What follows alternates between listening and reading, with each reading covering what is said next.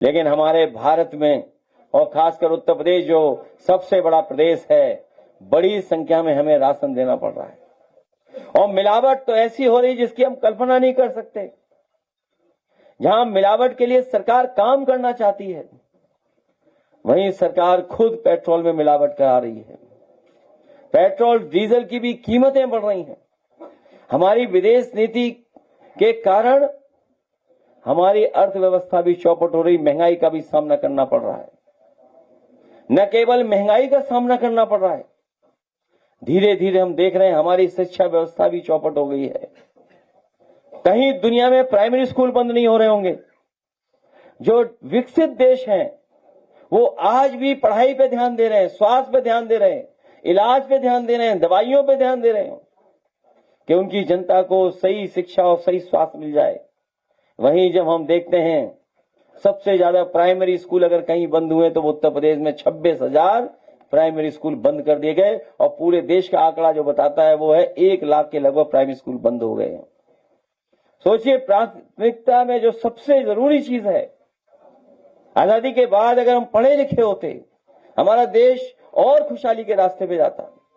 लेकिन आज जो सत्ता में सरकार है वो हमारे शिक्षा पर भी सबसे ज्यादा संकट पैदा कर रहे हैं और स्वास्थ्य विभाग तो ऐसा है जिसको खुद ही इलाज की जरूरत है।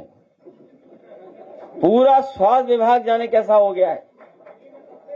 पहले तो अस्पताल में डॉक्टर नहीं और डॉक्टर मिल भी जाए तो दवाई नहीं, सीएससी पीएससी पे कोई पूछने वाला नहीं है और जिला अस्पतालों का हाल तो आप सब जानते ही होंगे क्या हाल हो गया है।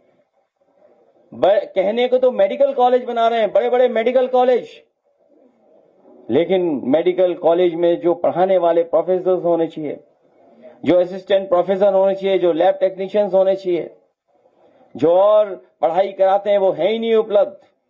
और उसका परिणाम है कि जिस क्वालिटी के, जिस अनुभव के साथ हम लोग डॉक्टर तैयार करना चाहते हैं, शायद हम डॉक्टर भी तैयार नहीं कर पा रहे हैं।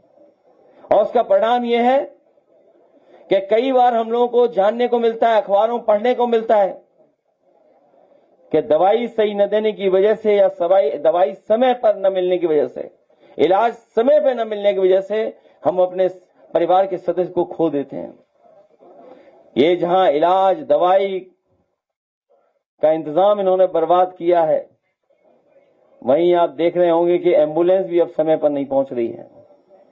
आज ही तस्वीर भी आई अखबारों में और कल से सोशल मीडिया पे वीडियो भी चल रहा है, जहां कभी अटल बिहारी वाजपेयी जी का गांव जिसको कहा जाता है बाह क्षेत्र में, वहां उस गर्भवती महिला को सोचिए चारपाई पे ले जा करके अस्पताल तक पहुंचाने का काम कर रहे हैं लोग, घर परिवार के लोग वैसे चारपाई पे लेकर के जा रहे हैं। सोचिए, क्या आप कल्पना कर सकते हैं जहां हम सैटेलाइट, ड्रोन, मिसाइल्स इनकी बात कर रहे हो या बड़ी बड़ी बातें कर रहे हो हम लोग, वहीं पर सोचिए इंफ्रास्ट्रक्चर क्या है हमारा इंफ्रास्ट्रक्चर कितना खराब है कि गरीब को हम एम्बुलेंस भी उपलब्ध नहीं करा पा रहे, अस्पताल तो दूर रहे।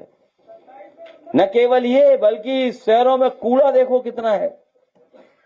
जिस सरकार ने कहा कि सबसे पहले हम सफाई करेंगे, देश के प्रधानमंत्री से लेकर के बड़े बड़े लोगों ने झाड़ू उठाया था, आज पीछे मुड़कर के देखो कूड़ा ही कूड़ा दिखाई दे रहा है। हर जगह कूड़ा है, चाहे शहर हो गांव हो, भंडार लगा हुआ कूड़ों का। कूड़ा हटा नहीं पा रही है सरकार। और तहसीलों की व्यवस्था क्या है सोचिए आप, तहसील की व्यवस्था क्या है सोचिए आप। तहसील से लेकर के थाना और पुलिस, इतनी खराब पुलिस कभी नहीं होगी जो इस सरकार में हो गई है। पूरी पुलिस न जाने क्या काम कर रही है। जो सरकार लॉ एंड ऑर्डर का दावा कर रही है वो आंकड़ों में तो नहीं दिखाई दे रही है, लेकिन टीवी अखबारों पे तो दिखाई दे रही है। और उसका कारण यही है कि पॉलिटिकल मेकअप के लिए, पॉलिटिकल अपना फेस साफ रखने के लिए सबसे ज्यादा बजट दिया जा रहा है हमारे प्रेस के साथियों को, जो यहां बैठे हैं शायद उनको नहीं मिल रहा है। जो यहां नहीं है उनको बड़े पैमाने पर मिल रहा है। अभी तक शायद देश में किसी सरकार ने इतना प्रेस को पैसा नहीं खर्च किया होगा जितना ये सरकार में खर्च किया जा रहा है। कुछ अनपढ़ लोग भी आए हुए हैं, मैं उनका भी धन्यवाद देता हूं। तो सोचिए आप, पॉलिटिकल मेकअप के लिए, अपना चेहरा चमकाने के लिए कितना पैसा खर्च हो रहा बजट का।